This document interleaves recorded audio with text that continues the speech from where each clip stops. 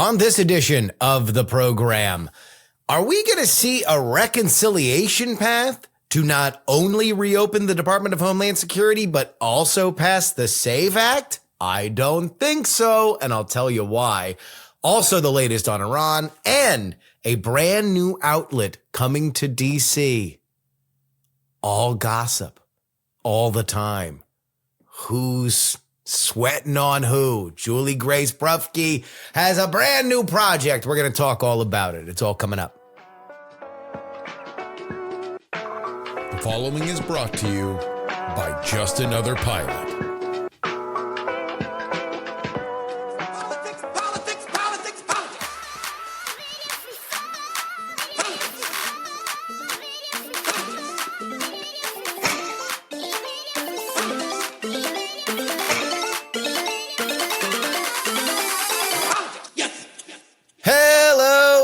Welcome, everybody, to the Politics program for March 25th, Wednesday.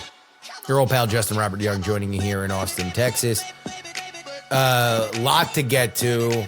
The gossip, the hot goss from Juliegrace. That's coming up. We have a new Department of Homeland Security secretary. And with that, we are about to have a new senator from Oklahoma. He's going to keep the place warm. Georgia is also killing daylight savings time. How is that going to work? I don't know. Georgia, going crazy, man. Who knows? Who knows? Also, this whole Iran thing, I'll give you the best of what makes sense right now. But we're going to begin with the ever-increasing, ever-messy Department of Homeland Security shutdown. If you have caught a flight for spring break over the last several days, and you have had the misfortune of being in a few airports that have very, very high call out rates like Houston and New Orleans, well, you have experienced TSA lines that have rivaled anything that Dante could envision in his Inferno, to use a literary reference. If we're going to simplify it, they're long, really, really long. Atlanta. Another one, Marjorie Taylor Greene and her husband apparently had to drive to Memphis.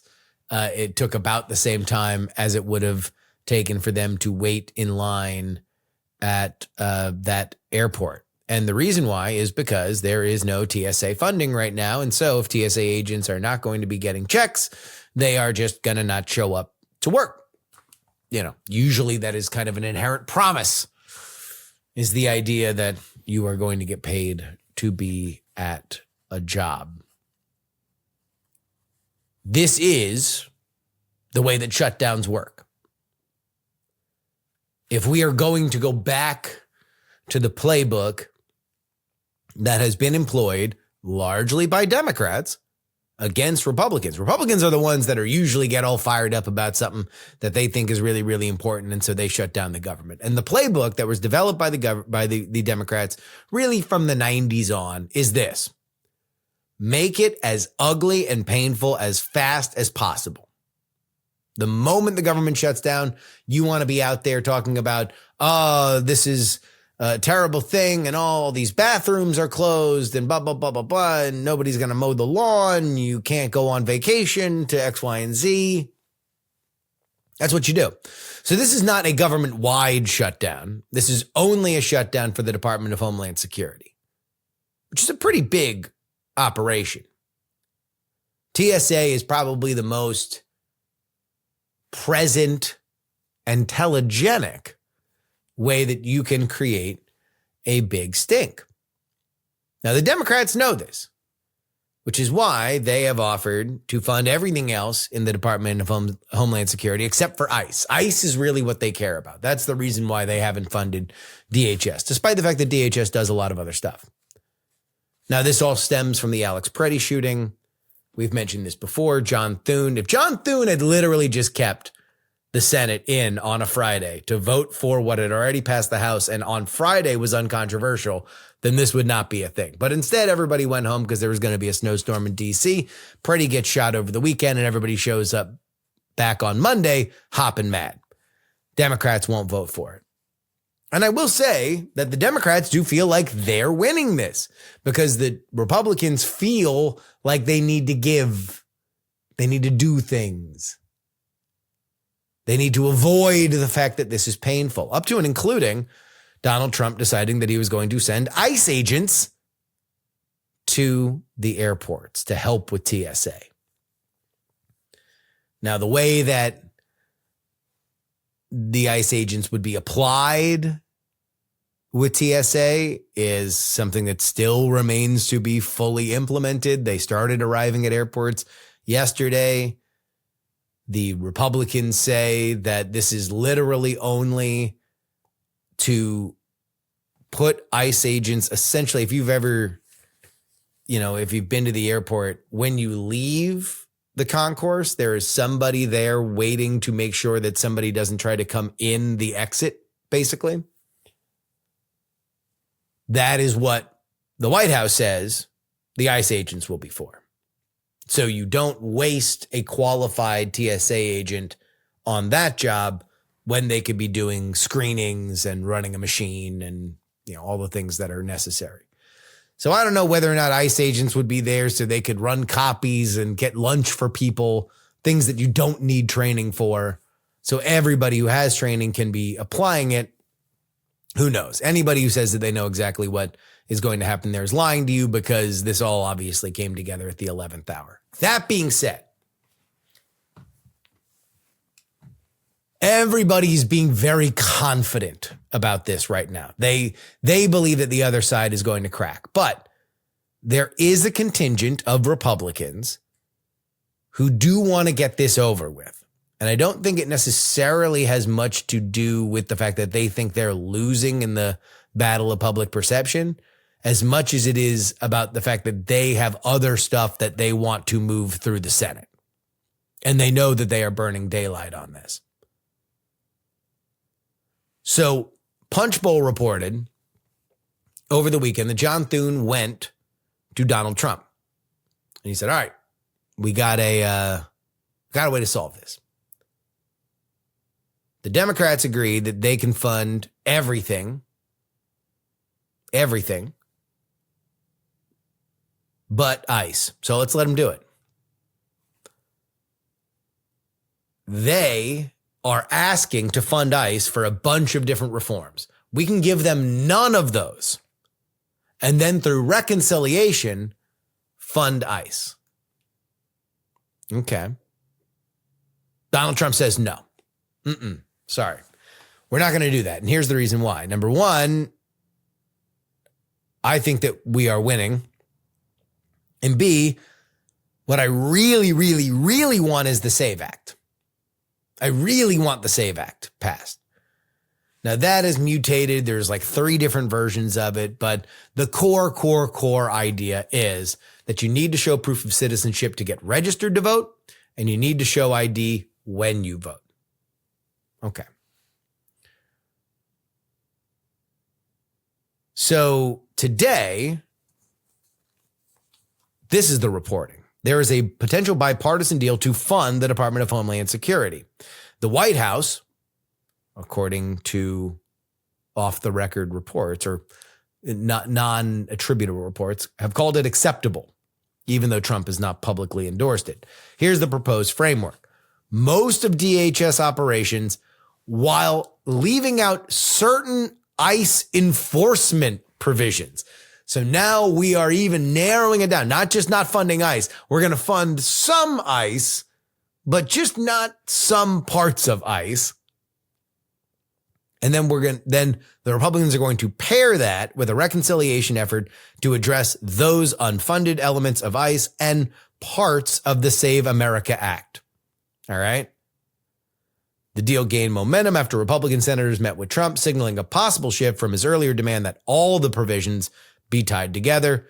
Negotiations are ongoing. So I put a word in with some of my folks, and there was not a lot of enthusiasm for the idea that you could pass voter ID with the SAVE Act. Or sorry, with these ICE provisions on reconciliation. And the reason why is because of the Byrd rule. Let's remind everybody what the Byrd rule is. The Byrd rule says that everything that goes through reconciliation can only be related to the budget. So it's got to be about either taking in more money or taking in less money. That's how you can use reconciliation. Now, that has been stretched every which way but loose, but still, the Senate parliamentarian is respected, at least for now, on her judgment as to whether or not something is appropriately budgetized. Now, I haven't heard this from anybody, but I'm going to pitch something here.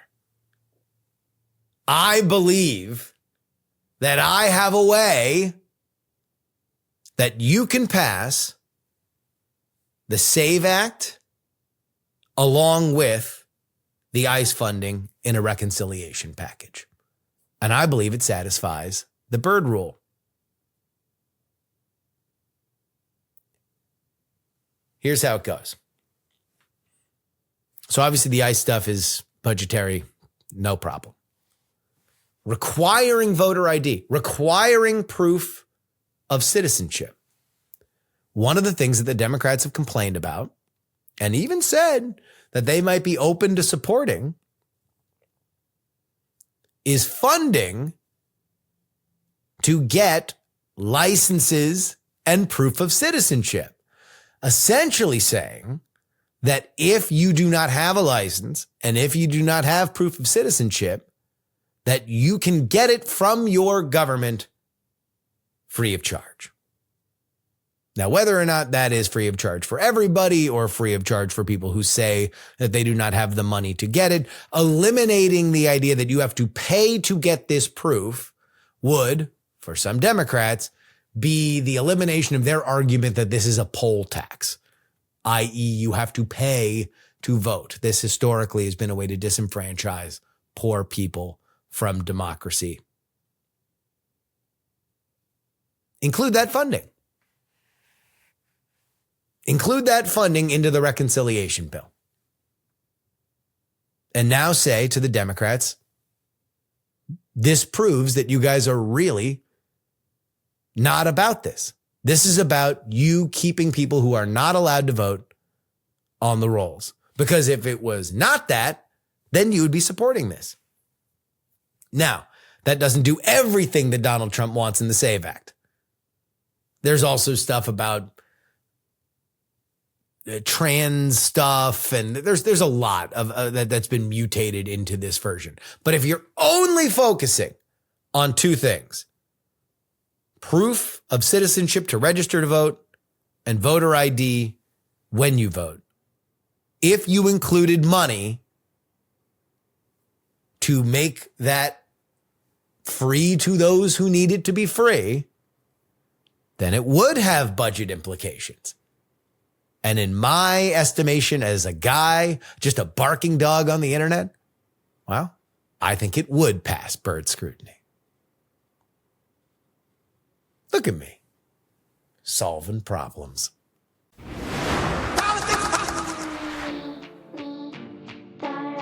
This is your update, brought to you by TakePoliticsSeriously.com. That's where you need to go if you want to get 2 bonus episodes of this show each and every week. Oklahoma Governor Kevin Stitt has appointed Energy Executive Alan Armstrong to fill the Senate seat vacated by Markwayne Mullin, who is becoming Secretary of Homeland Security. That confirmation happening last night. Armstrong, the executive chair of the Williams Companies, will serve until the November election, but is barred by state law from running for the seat himself. Stitt praised Armstrong as a strong business leader, and the pick follows consultations with President Donald Trump after prior tensions between the two eased. The appointment effectively clears the path for Representative Kevin Hern, already endorsed by Trump, to become the likely frontrunner in the race this November. This is a nice little thank you. Thank you for being a donor. You're a nice guy. Senator Alan Armstrong. Senator Armstrong, no matter what, you get to be a senator for the rest of your life. And all you had to do was continue to donate your hard-earned money to the political causes of various Republicans in Oklahoma. A heartwarming story. One person bankrolls the political actions of somebody else and then eventually gets to be senator for like 4 months. Awesome. President Donald Trump said that the United States is engaged in negotiations with a senior Iranian official. Eyebrow raise. And citing progress, has postponed military strikes that he threatened over the weekend on Iran's energy infrastructure. This for 5 days, notedly at the end of the week, after markets are closed. The move has eased fears of immediate escalation around the Strait of Hormuz and calmed global markets. Iran, however, has denied that any direct talks are taking place, with officials suggesting that the United States is just lying to manipulate the oil markets, which is unfair because they are currently trying to manipulate the oil markets. Behind the scenes, countries like Turkey, Egypt, and Pakistan are reportedly mediating indirect communications with a possible call or meetings to be arranged. Trump claims that the sides are aligning on major issues, including nuclear limits and reopening Hormuz, although those assertions remained unconfirmed. Okay. A lot of thoughts on this. First, there is no doubt that Donald Trump is trying to calm the oil futures. He looks at Iran as manipulating them so they can put pressure on him. And he is going to pull out every element of the dog and pony show that he possibly can to, mitigate their ability to do that. They do have a stranglehold on the Strait of Hormuz right now. It doesn't mean that no oil is going out, which does stabilize prices a little bit. It is just the idea that things could get worse. Okay. So, is the White House talking to somebody within Iran? Reports being that it is the parliamentary speaker who is the point of contact. With the qualifier that nobody knows, let me add specifically that I don't know. I've got some gut feelings. You want to hear them? Oh, cool. You're listening to my podcast. I assume so. My first thought is, are they trying to get this guy killed?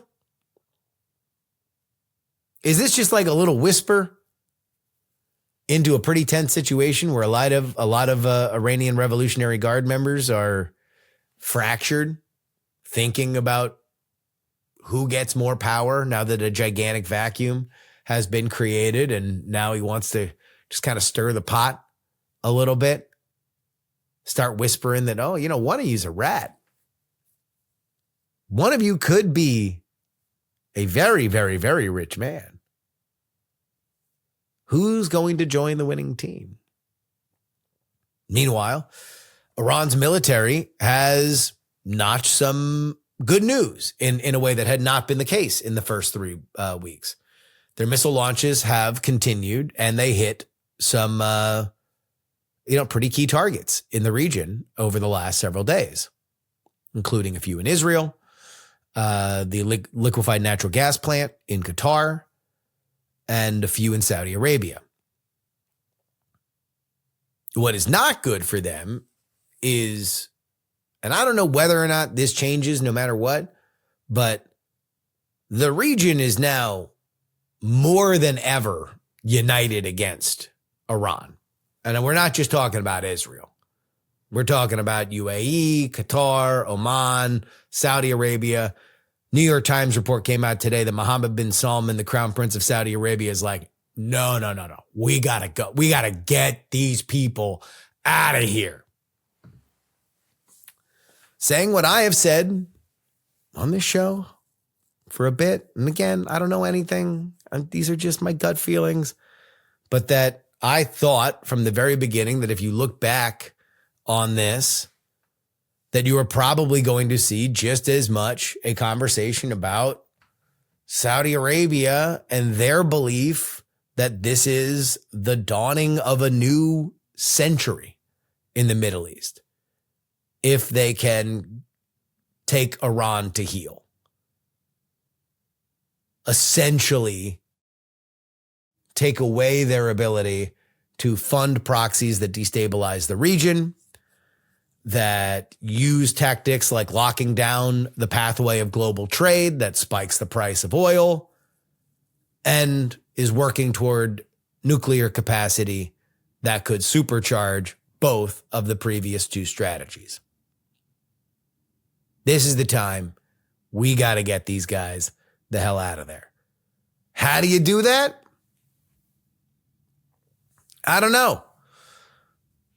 It has not, again, it seems like there has been a swing back more to the idea that this is just going to be a long game of whack-a-mole.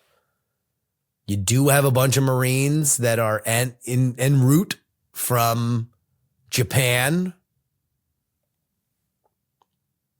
Some suggest that they might be getting to the region sometime after the markets close on Friday, when this promise to not hit Iranian infrastructure happens.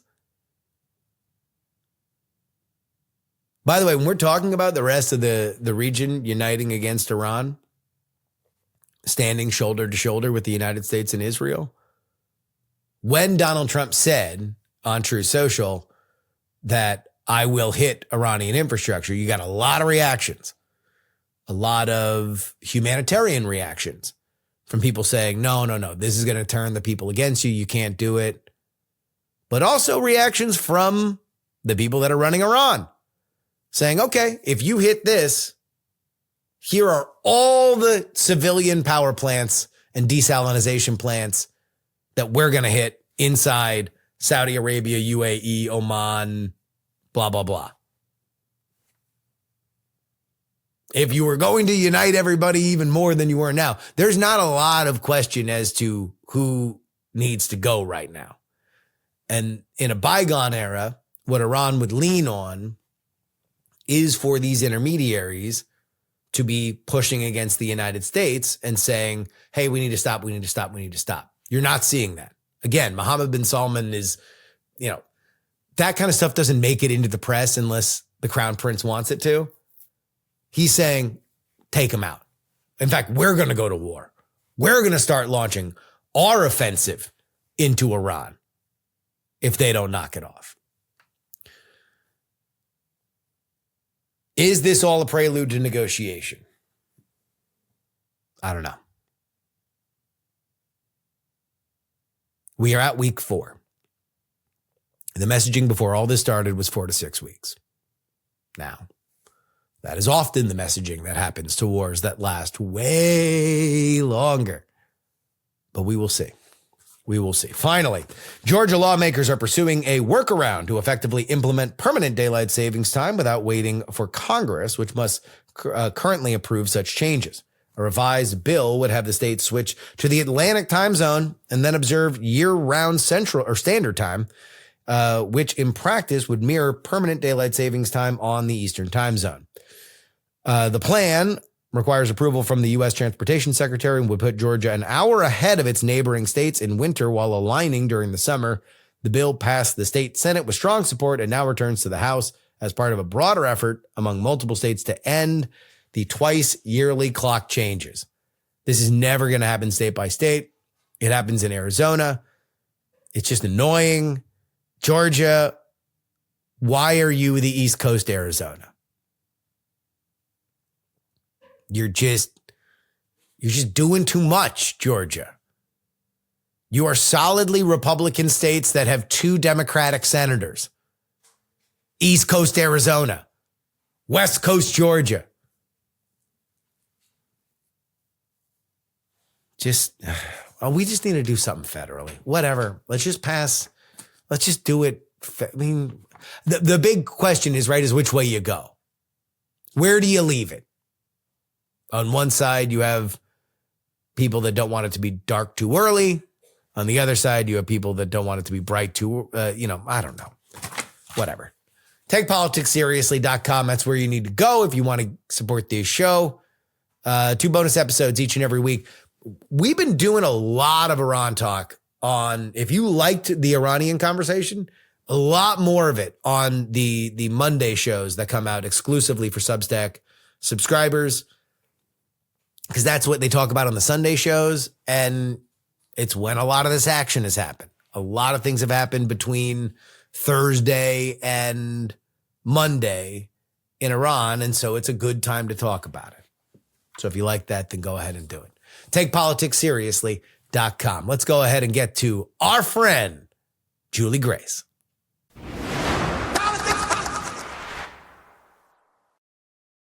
I'm thrilled to do this interview because as much as I love to talk to Julie Grace about the comings and goings of Congress and whether or not things like the DHS shutdown are going to continue and blah, blah, blah, cloture filings and Mark Wayne Mullenings, that would otherwise be what we talk about. But the most fun part about having Julie Grace on the show, unfortunately for you, dear listeners, happens before and after we start recording, because Julie Grace is plugged in with the hottest goss on the Hill. She always has rumors ranging from the bizarre and far-flung to the ones that are definitely happening. And you just saw one play out with Tony Gonzalez out in Texas. And now she is launching a brand new media vertical, sources say, that is going to be dedicated exactly to that.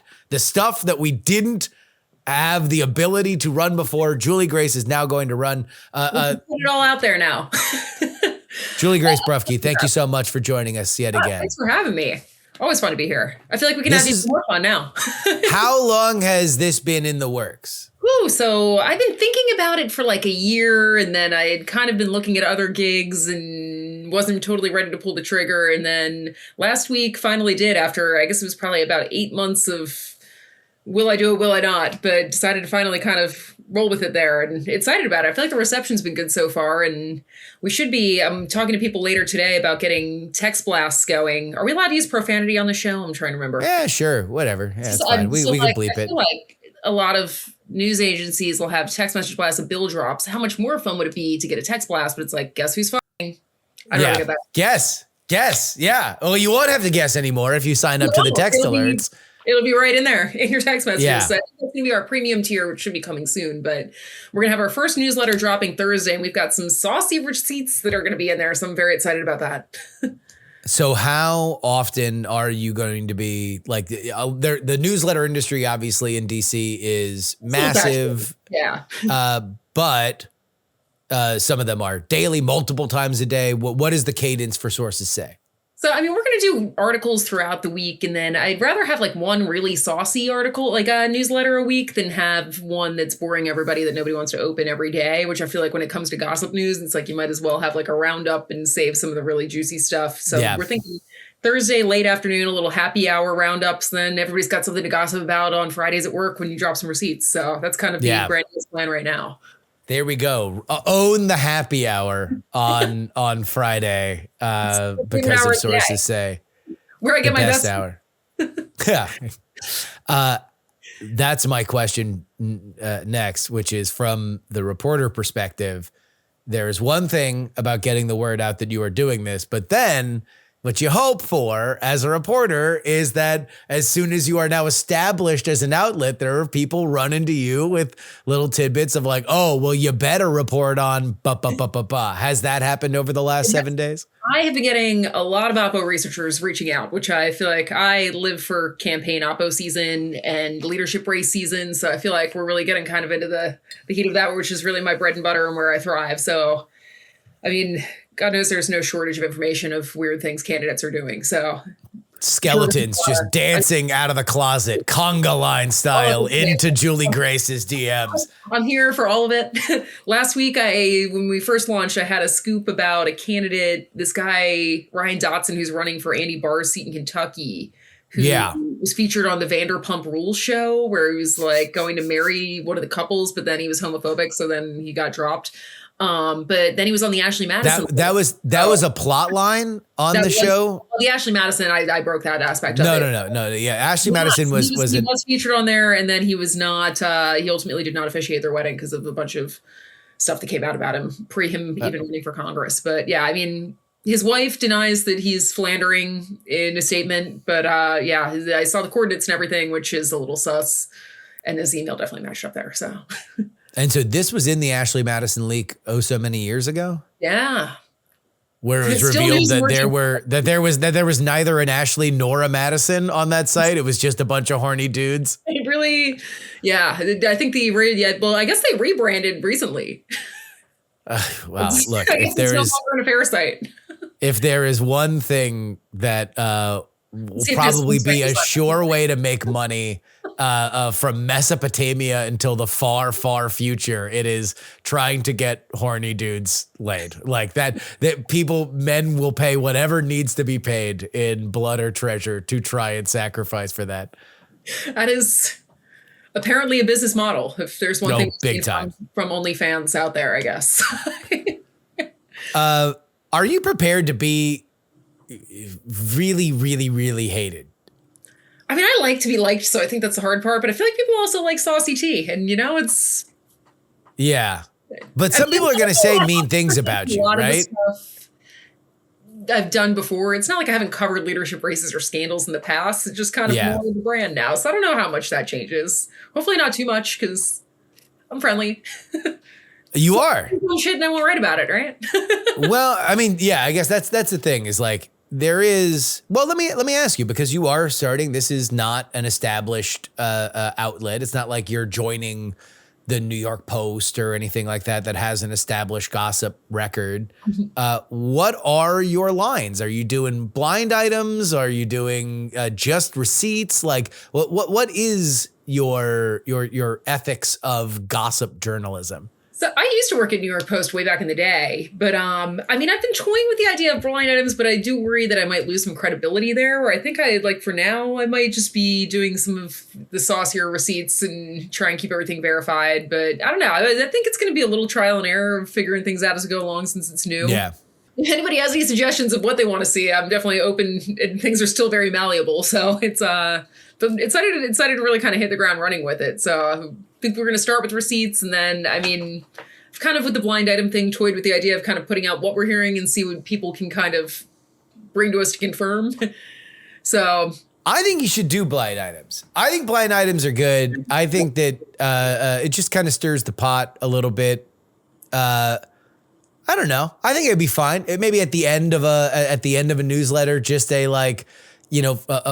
from the DMs, and just kind of anonymize like some random, because you've told me some just random stuff of like politicians sleeping with celebrities and stuff like that it's like I don't know, like that's a great blind item. Like you just like who's this blah blah blah that was has everybody gossiping because they were like, now just the idea that that's kind of out there, like it gets the juices flowing. I would agree with that, and nobody loves saucy gossip more than I do.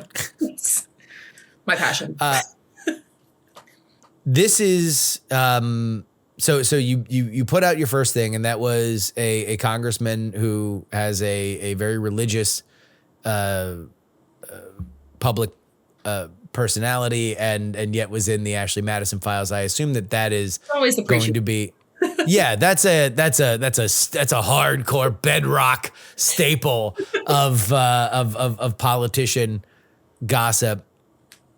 What are some of the, people in this genre that you've enjoyed in the past, like that you would look to kind of maybe not model this off of, but certainly you are now entering into the genre of like different outlets over the years? Well, personalities or anything like that. Like who are your favorite gossip sites and mongers? Great, but like I feel like I want a less partisan version of that, where you can have a little snark and a little fun and cover some of the social scene. I feel like Fishbowl back in the day used to be a thing in DC. Used to cover more media than anything else. But like, I mean, I feel like New York Post, Daily Mail have fun stories, but a lot of the stuff I get's a little more insular, so it's a little more of a Hill audience, I guess.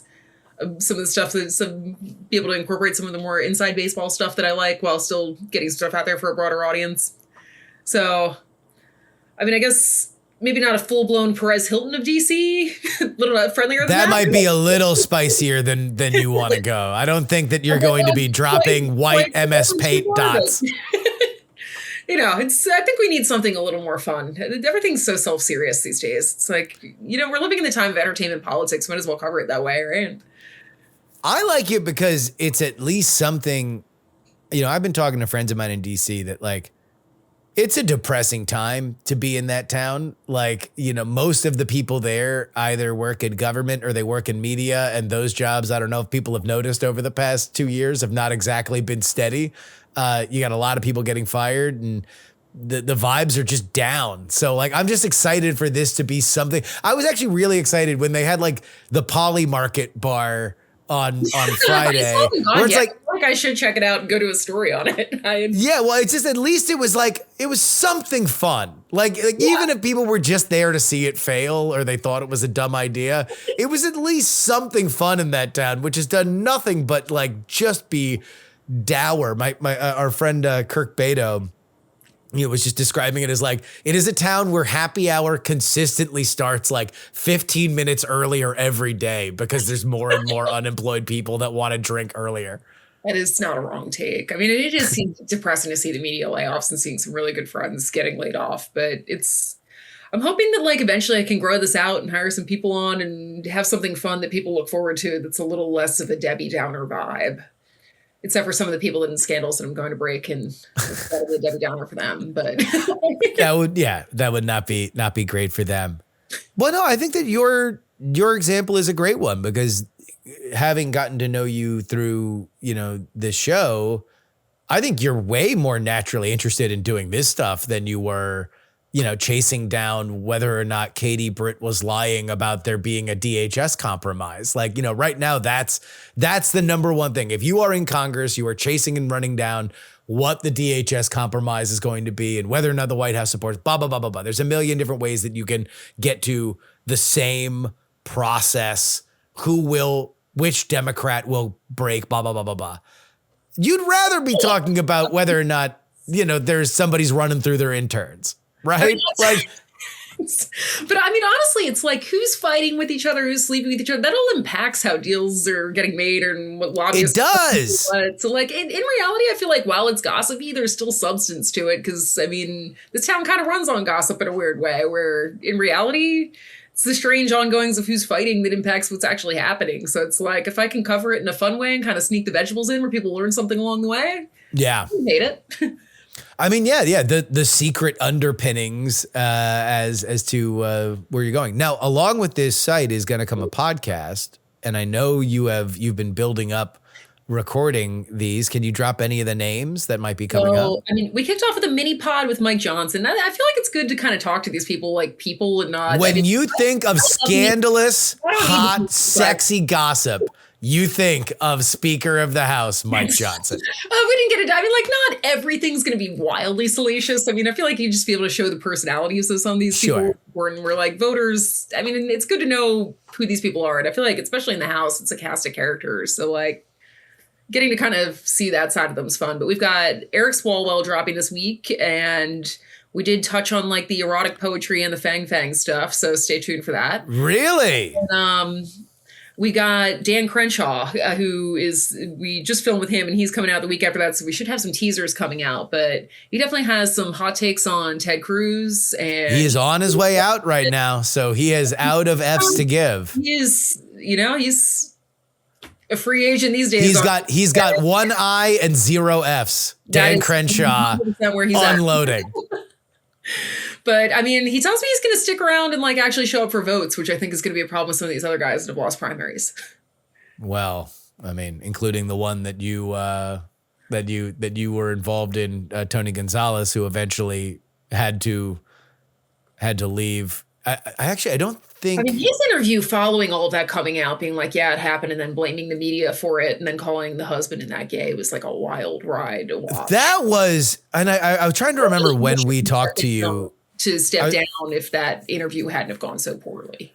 I was trying to remember when we talked to you, whether or not it was after that, but like that was just insane to me because the whole leverage that the establishment had against him was, look, if you stay in, we will remove you. You can beat Brandon Herrera. You can win. We're going to remove you because we just have to. It's going to be a thing. And then he went online and said the thing that could get him removed, which is that he was sleeping with a staffer. It was a wild interview. I'm trying to think the last time I saw a politician interview go like that awry. Yeah. I mean, the one that it reminded me the most of, and somebody pointed it out, was, this is going to be for the old heads, but like just ask Gary Condit, if the intern you're sleeping with dies, it does not comfort anyone to have you say, I didn't have anything to do with her death. Yeah. Like that never buys you anything. You're never going to get credit for it. The problem was you were sleeping with them in the first place. It is sad that they died, but you do not become a better person because you had nothing to do with her death. No, I mean, we should have, and I don't want to give away too many details, a banger of a Corey Mills story coming up, which should be... Whoo! The things that I've heard about Corey Mills, I have heard, I mean, and I'm not even in your business. I am just kind of adjacent to the steam that rises from the streets in the world of congressional gossip. And I've heard plenty about him. There's no shortage of, and I think Roger Sollenberger has probably done the best job of unpacking a lot of it. But there's no shortage of even more to come on that front. I have some gossip for you about Mike Johnson, your guest on the podcast. It is very Mike Johnson gossip. Awesome. Mike, yes, it is. It involves church. He was at a new church this Sunday and apparently didn't realize that this evangelical church does a real wine communion, and had to request the non-alcoholic version of the wine to take the communion at the new church that he was at. That is the most Mike Johnson story. that is the Ned Flanders Mike Johnson hot goss that I have for you. That was passed to me this weekend. That is truly the most Mike Johnson gossip anyone could have. Oh man. So you have Swalwell, who's in, man. He's like the front runner in the gubernatorial race right now on the Dem side there. I mean, is he? Like that's the crazy thing is that, they have that jungle primary. The nightmare scenario is that both Republicans are 1 and 2. And now the Democratic infighting costs them a seat that they should never relinquish in 150 years, the governorship of the bluest state in the union. What, like, I guess Arnold Schwarzenegger, right? Would have been the last Republican. Yeah, and that happened via special election, like during a gigantic scandal. Like, this is just routine mismanagement coming out of Gavin Newsom. But the problem is that they have so many different factions and none of them owe each other anything. In fact, they hate each other. Like the progressives are backing Katie Porter. The tech bros are backing Matt Mahan. The Pelosi machine is backing Eric Swalwell, and Tom Steyer is a billionaire who's very bored and will not go home for anything because he likes not being at home. I feel like we need to go stop all of them for oppo on each other. Well, yeah, Steyer is shredding Swalwell. Like, I don't know what Swalwell's doing. I'm very curious to hear your interview with him, but Katie Porter has kind of been in stealth mode after she, kind of reminded everybody, the Katie Porter of it all. And Matt Mahan can't get any traction because literally his own. The image of her in that Batgirl costume when she showed up to a hearing at it back when she was still in Congress out of my head. Oh, man. The thing is, I go tell her to change. It's like in the middle of a hearing. I really don't know whether or not the move for her was just to steer into it, just to be like, yeah, I'm mean. I'm a mean person, but I'm not here to be nice. Like, be like a reality show. I'm not here to make friends. Potatoes over her husband's head. There was some like crazy stuff in that came out about her. Yeah, she's not a pleasant person by any and all things, but at the same time, you can make a brand out of less. You can say like, I'm not here to do that. And it was when she was a freshman coming in, when a friend asked her, they were like, it was during the office lottery where all the members were like, where do you want to have your, like, which building do you want your office to be in? We were all touring. And she's like, as close to the Dunkin' Donuts as possible. Still funny. That's a good line. It's a good line. And she's definitely entertaining. Well, I mean, I think there's a reason why she has the following that she has. And there's a reason why her following would never, I don't think that they're going to cross over to Swalwell, maybe in the general or something like that. But like, but not in a primary, because all the rest of them are just kind of repugnant to each other. I mean, I guess that's the thing, is it's like Swalwell's natural constituency is the inherited voters from the strongest political machine in the state. I mean, we'll see if we haven't seen the official Pelosi endorsement yet, but you figure if Adam Schiff endorsed, it's got to be coming. Oh, he's their special little boy. He's gonna get every treatment. Yeah, I think they'll probably save the Pelosi. I mean, they'll find the moment when the Pelosi stuff matters the most. But the biggest problem is that they're gonna have to start pushing people out of the race, and I don't think any of them are gonna drop. I mean, it doesn't look like it right now. Yeah. It's and then meanwhile, you have Steve Hilton, who's mostly famous for being British and being on Fox News on the weekends, and then Chad Bianco, who's a sheriff. You could probably do worse from the Republican perspective than running a like semi-woke sheriff.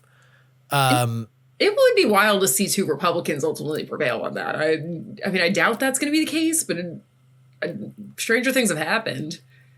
I would be blown away.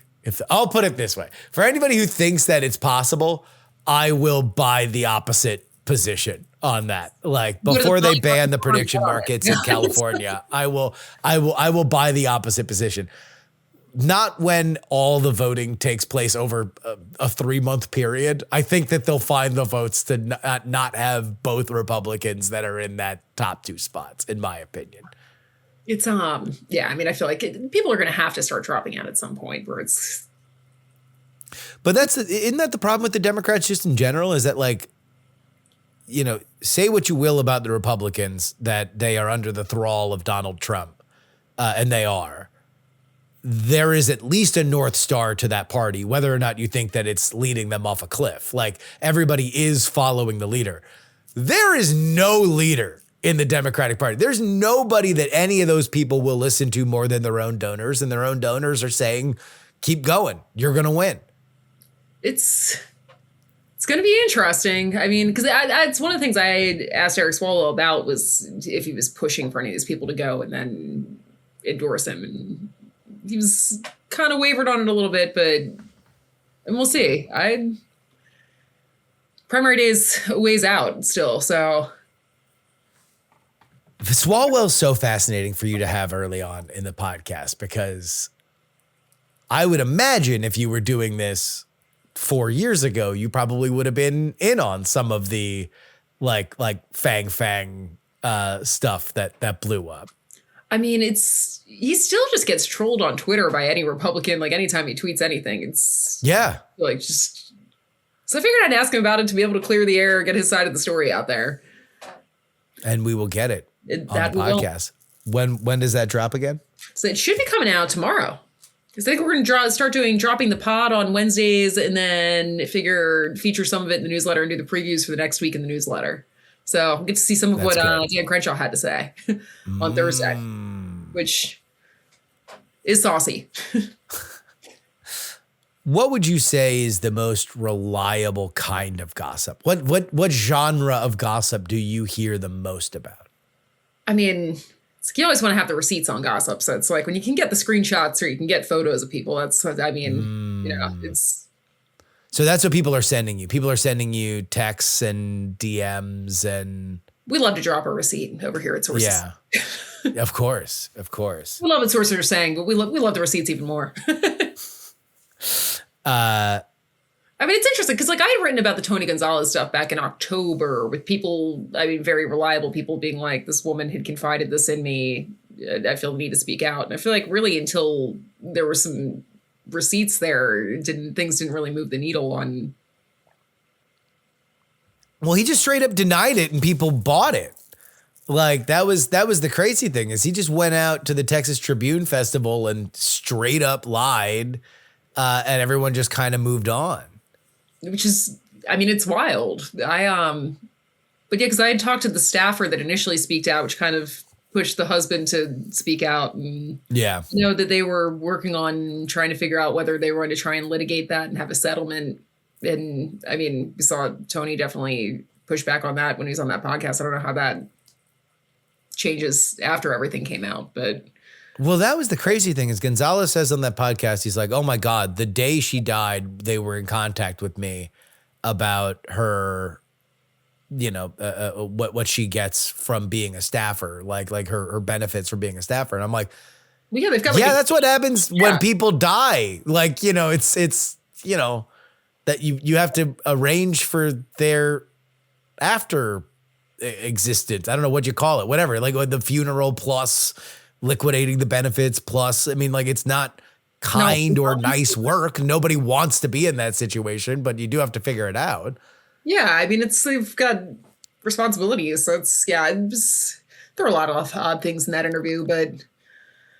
The gay stuff, I actually texted you immediately after I saw that of what? Well, what is, because for those of you who are unaware, that Tony Gonzalez, to spread dirt on the husband, the late husband who was separated from the staffer that killed herself, says not only is he a money grubber, not only was he just looking for a jackpot, but also he's gay, which who knows even where you get that. It's, wild. I guess there was something in the police report that he had been pointing to, the congressman had been pointing to. But I mean, I spoke to the husband and he was like, I've been seeing a woman. So it's definitely kind of a wild accusation going out there. But can always get weirder in Congress, if there's one thing I've learned from covering it for a while. Has he been around? Has he shown up to the Hill? Being up to the Hill, he wasn't at State of the Union. That was like noticeable because he was tweeting about it. And my guess is that leadership probably stepped in there to. Because I had a bunch of members that morning being like, I really hope I'm not seated next to Tony. But I mean, God knows there's no shortage of scandals. I feel like every 6 months there's always one that's like kind of insane that seems to emerge. So. Well, especially now, we are in, like you mentioned, we are in Oppo season. We are definitely in Oppo season. So it's some of these races. I mean, I feel like Kentucky Senate's probably going to get pretty messy. You figure Georgia's definitely going to get messy. That's where the rumblings. That's where you're hearing the tremors. People are looking for homes for bad news. That is definitely. I'm starting to hear some things emerging. So. The newsletter will be lit. That's the craziest. The craziest part is that you have campaigns that have bad news for the opposition candidate, and they will look throughout all the little outlets of like, oh, do you want the bad news? Or this other person's going to definitely run it if you don't. So we're giving it to you first. You get to be the person that breaks the salacious kind of moment. I mean, Abo season gets fun. It does. It certainly does. Anything more on the Texas Senate race? I've heard whispers. John ad the other day with the music video going after Ken Paxton for having an affair. Well, he's been doing that. I mean, hell, he cast God. He had the voice of God in his ad, Juliegrace. I feel like, I mean, that race is wild, but I mean, everyone thought that Trump was going to endorse Cornyn. That seems to have dropped off. And it was like, everyone passes a SAVE Act, I'll drop out. That doesn't look like that's happening. So, I mean, right now the polling seems like Paxton's up, but it kind of seems like still might be anyone's game there. Well, I mean, the fundamentals, the fundamentals of runoffs would favor Paxton. The question is like, you know, I don't think anybody's really, because Cornyn's not looked at as an underdog, despite the fact that he was a polling underdog that entire race and then wound up overperforming by like 10 points, is that like nobody's really talking now about like, oh, is the polling wrong on Cornyn or is the polling wrong on Paxton? Are people, you know, overrepresenting their support? It's hard to, I feel like so many of these elections, it's really like looking at the polling ahead of Trump winning, I feel like it's hard to trust polling. You know, I feel like just. Well, especially when it's like right now, Paxton's deliverance would come through hardcore MAGA, right? I mean, like those are people that Wesley Hunt was pulling from too. So yeah, the question is, all right, so Wesley Hunt got what, like 17% or less than that, something like that. His voters are going to go somewhere or sit home, probably sit home. But anyone that does vote again, that voted for Wesley Hunt, that's now a new vote that would be added to one of the top two candidates' totals. And then the other question is who is going to be at the polls for the runoff. And the one thing that I would say for Cornyn is that normally what happens is that only the most hardcore, the most passionate show up. However, that would normally have Paxton in the lead. But right now we're not at exactly a high point for enthusiasm amongst MAGA. There's a lot of things that MAGA is not in love with right now, up to and including the war in Iran. And so like, that's a big question. You know, does Paxton have the super motivated base that he had before? Or does Cornyn have that? Because the Cornyn voters do just believe that Ken Paxton is the biggest scumbag on the planet and they have wanted him out for over a decade. I mean, like, this is the thing in Texas. Republicans have wanted Ken Paxton out of government because they look on him to be shameful. So it's like, I don't know. I have no idea what to make of that race. It's a wild one. I feel like there are a couple interesting runoffs. You've got Al Green in a runoff down there. You've got the Julie Johnson, Colin Allred matchup. Texas, I feel like you guys have a wild system down there with runoffs. Well, also because it just takes so long. It's like, it's not like a runoff 2 weeks later. April? Yeah, so it's coming up. No. Is it April or May? Things I should know off the top of my head. I know. Well, I should know it too because I friggin' live here. Let's see. Texas runoff. May 26th. Late May. So there's some time. Yeah, I heard, speaking of Oppo, like I heard Oppo being, well, I had Oppo being shopped to me about Paxton that I don't know.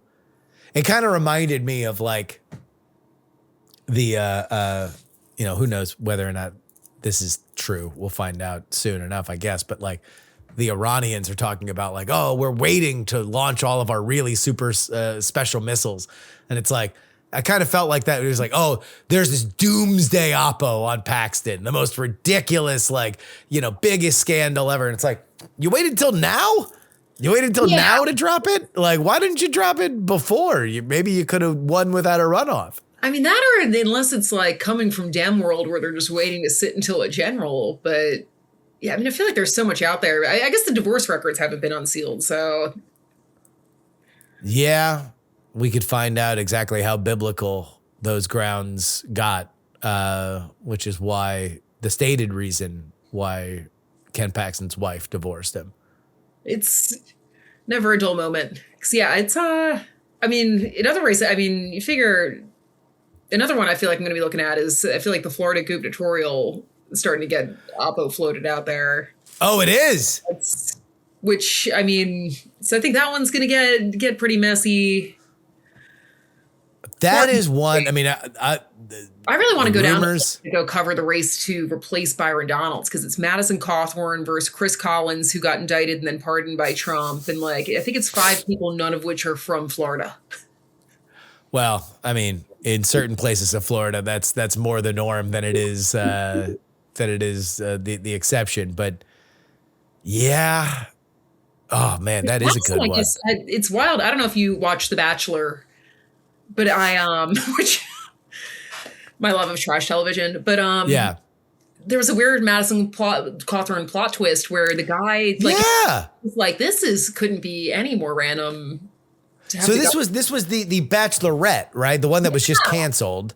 It was canceled, and then all of a sudden, one of the contestants, it was like the guy that drove the car that paralyzed Madison Cawthorn. I'm like, what? Yeah, that was just randomly said in one of the the Hollywood Reporter stories about it. Chiron, like that's what exactly. Yeah. So I texted his camp to see if they'd respond to that, but I haven't heard back yet. Sources Say is the brand new outlet. People can go get on. So what? Yeah, give people, because everybody here loves you. Everybody's listening to this loves Julie Grace. What do you want your new hardcore fans to do right now? What is the optimal path? Everyone, go subscribe on my website. Come get the newsletter because it's going to be lit. And the website is sourcessay.news, and then go follow our socials and definitely subscribe on YouTube because I feel like the podcast is going to be fun. And Justin, you should definitely come like guest co-host when I have some type of lit guest one of these days. You need to. Bring me on. I'm ready to go. I can dish with the best of them, man. I brought you that Mike Johnson gossip. See, I'm worthwhile. It's good. There we go. All right. Thank you very much, Julie Grace. We'll talk to you soon. I'll see you soon.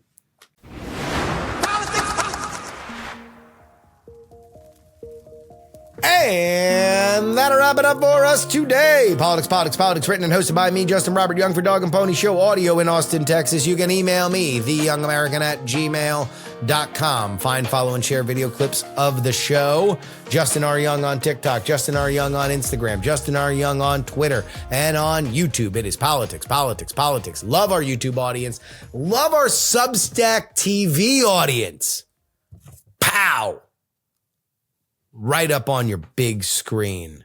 Love it when you guys send me proof of life on that to any of our social accounts. If you want to get our bonus content, you got to go to takepoliticsseriously.com. Paying members get 2 bonus episodes each and every week. $12, $99 for the entire year. Super cheap. Less than $1 an episode. Way less than $1 an episode.